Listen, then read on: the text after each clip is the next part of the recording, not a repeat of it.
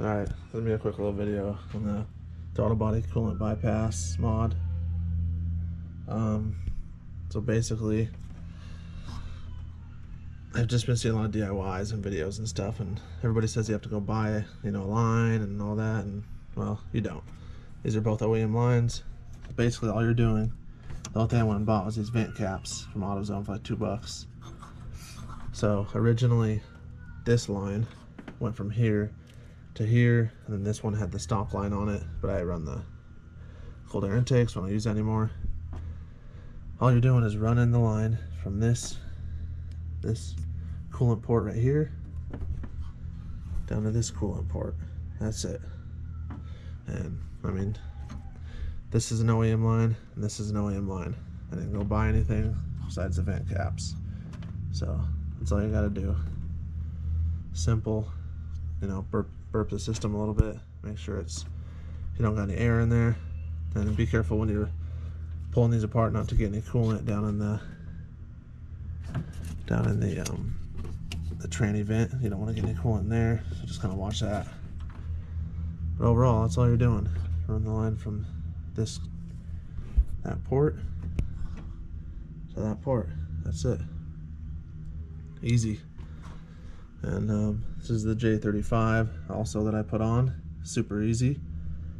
I bought the whole kit from Hard Motion. It came in the OEM box. This is the OEM J35 throttle body. Completely plug and play. Super easy. And with the kit, they send you the thermal gasket and this adapter, because the J35 has the map sensor right here, but they give you this adapter with the vacuum nipple on it. You just screw that in.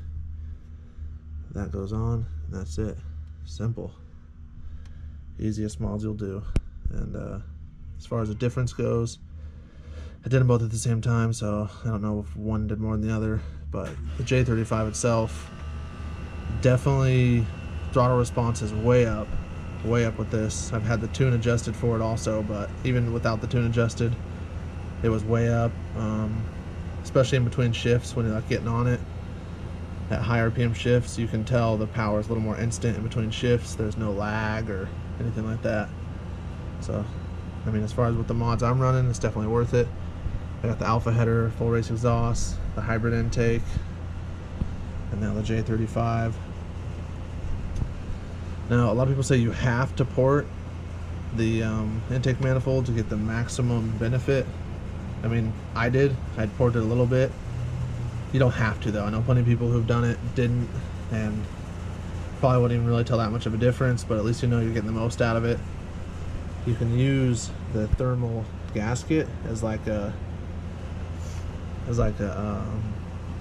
to give you a reference on how much you need to pull out. So just slowly pull a tiny bit of material out. It's only a couple millimeters until there's no lip from the gasket to the intake manifold, and then when you bolt this up, it'll be flush.